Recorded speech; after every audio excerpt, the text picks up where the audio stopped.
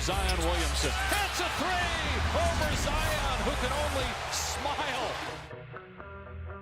I'm just amazed that they talk about anybody other than him for MVP. You know, that's what he does. Every team that he's been to, every team that he's gone, have a chance to win the championship. So, you know, to me, I mean, I'm not sure what the definition of MVP is, but he makes everybody on his team better, and it makes it difficult for everybody playing. What's going on, everybody? Welcome back to First Take, coming to you live from above the Heineken River Deck at Pier 17. Kendrick Perkins in the house. Good to see you. Hey, how you doing? What's up, man? What's going on, Stephen? Hey, Max, how you doing? How are you? I'm doing great. All right. How you doing? I'm good, all good. Well, we all know where Alvin Gentry stands on the MVP race. And on that note, let me ask you, Stephen A., does King James still have a shot at MVP? He still has a shot. He still has a shot. I'd put Giannis ahead of him, of course, but I think that he still has a shot because LeBron is having an exceptional season. He's missed about 3 games, but, you know, he's been absolutely sensational, averaging nearly a triple-double. He's got as many triple-doubles, tied for as many triple-doubles in the league as Luka Doncic, if I remember correctly. What he's been doing, and then, you know, as Kendrick said on Get Up this morning, he went into his bag last night with some of the things that he's done. He's 35 years of age. He's in his 17th season, and he's not ready to give anything up yet. He's letting everybody know, I'm still here. My only critique of LeBron James this entire season has been, are you going to show up and do that when you have Kawhi on the opposite side of the ball than you? Because that brother has come to L.A. He's not only come to your city, your town, but your arena and said, excuse me, this is my town now. What are you going to do about that? So my issue with LeBron is one thing and one thing only. I want to see that. The same stuff that you've shown against Luka, the same stuff that you've shown against Zion, the same stuff that you've shown against a whole host of folks in the NBA. I want to see you do that with Kawhi because that's the one person I have not seen you do that against. Yeah, well, you can say that, but what I'm saying is you got a game or 2 to go in the regular season where you're going to face them. They got that makeup game coming up. Right. And obviously we anticipate, this ain't guaranteed, but we anticipate that y'all going to show up in the postseason. The only thing that I can say about LeBron is if you don't show up against that brother, that's going to be the indictment because what the hell is the excuse? But outside of that, no, he's still in the race for the MVP. The Greek Freak deserves it because Milwaukee has been so sensational. Milwaukee wasn't so dominant, that would be different. But I got to give the edge to Giannis for now. But LeBron is still right there because the Lakers are the number 2 seed in the NBA, number 1 in the West, and he's been balling. This is why I hate the regular season MVP. You don't know who the best player in the game is until the end of the playoffs. So, but we're talking regular season MVP right now. That's what we're talking. So Giannis, let me get this straight. Giannis is better offensively right now. And when I say better offensively, he's averaging in like barely over 30 minutes a game. 30 points, about 14 boards, 6 assists, a block, and a steal. Okay, wait a minute. PER, which takes all that into consideration, because you can counter, well, LeBron has 25 points, but tennis, so there's a stat called PER. It's not perfect, but it takes all that stuff into account. Giannis right now, if the season ended today, would have the highest single-season PER in history, better than Wilt, Jordan, or LeBron's best year if it ended today. So he's also super efficient.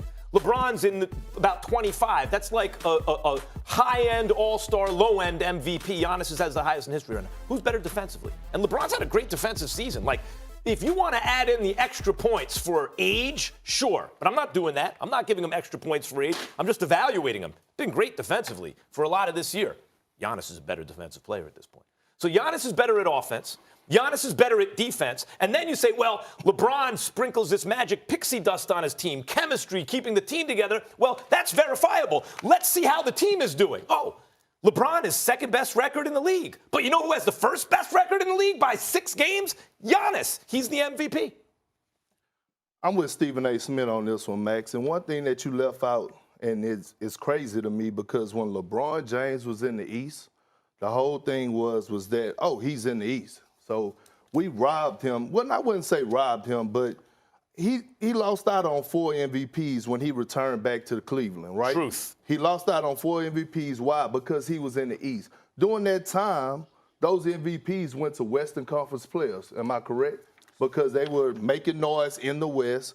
Steph Curry, they had 73 and 19. He's back-to-back MVP. Right. Harden won one. Russell Westbrook won one. Yeah. KD won one or whatever. Right. Here's my thing. Why are we not keeping the same energy for Giannis? He's in the East. The East is weaker. No LeBron James, no Kawhi Leonard. Why is the argument not the same? Now, here it is. LeBron takes his talent to the Western Conference. His team is #1 in the West. He's averaging a double-double. He's balling out. Matter of fact, let me throw this stat out to you, Matt. Without LeBron James on the court offensively, the Lakers ranked 29th. With them on the court, with LeBron on the court, they rank 2nd in the league. Well, they don't have a point guard. But it don't matter, Max. Here's the thing. Big discrepancy. Well, yeah, here's the thing. Steve Nash changed the narrative of MVP, and here's why. When he won the MVP, it was like he averaged 17 to 18 points and 13 assists. Kobe Bryant number was better that year. Shaq numbers was better that year. But he was more valuable to the Phoenix Suns. Is LeBron James, you take LeBron James off the Los Angeles Lakers, where would they be at in the West? Let me go at you on two things with that. Number one, Steve Nash maybe deserved one of those MVPs, not the other, so everyone can stop. Just because they make a mistake one year, don't make another. Shaq deserved it 1 year, didn't him. And what about AI? But it still changed the narrative. Okay, fine. Right? Okay, I'm with that. So when you say about the East and the Western Conference, you're not wrong.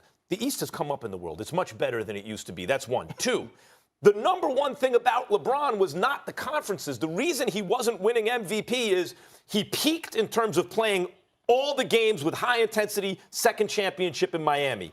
After that, I think LeBron realized, I can't keep my pedal to the metal all regular season and have gas in the tank for the playoffs, so he became a wiser player.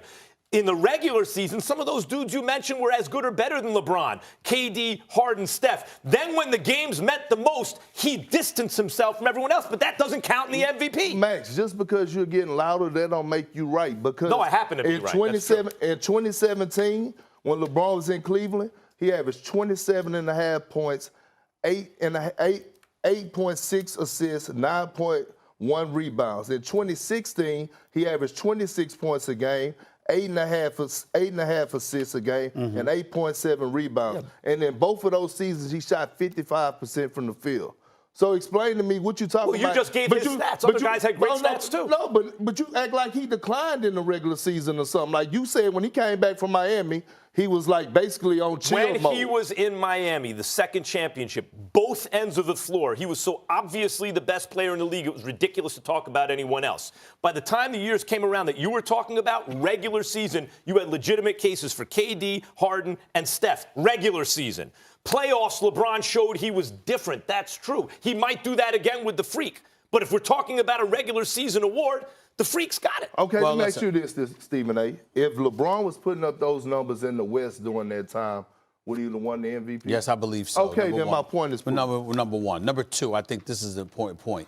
The Greek Freak, because of the excellence of the Milwaukee Bucks, being 52-8 and being as clear-cut dominant as they have been, not to mention what they have done against everybody that they have played against. Of course, you got to give the Greek Freak the edge at this particular moment in time. The number one indictment against LeBron is that if you look at Houston, you look at Boston, you look at Milwaukee, you look at Toronto, you look at various teams in the NBA, their record, when the top 8 teams or so go up against one another, right, the Lakers are struggling. They're like 4 games under 500 going up against the top-tier teams in the NBA. So that's an indictment against LeBron. But ultimately what it comes down to is this. Again, it's really about, is the race over? LeBron has been so great that you can't sit up here and say with 25-plus games to go, oh, it's over. No matter what happens in the next 25 games, you could already crown the Greek Freak as a 2-time NBA MVP. No, because LeBron is that close because of the greatness that he is putting on display. And this race, I believe, is going to come down to the wire because of the arguments that can be made against Milwaukee being in the Eastern Conference. You may be right about the reality of that it comes down to the wire. the Greek Freak is unquestionably the better regular season player at this point in their careers. It's 2 years running. Giannis is the heavy favorite according to Vegas, followed by LeBron, then Harden and Luka a distant second. Perk will be back with us in just a bit. Thank you kindly. Tony Romo is about to get paid. Dak, whoa, we don't know about that yet. Should Romo's new deal put pressure on Big D to cough up the dough? We'll get into that. Plus, James Harden has been the catalyst for the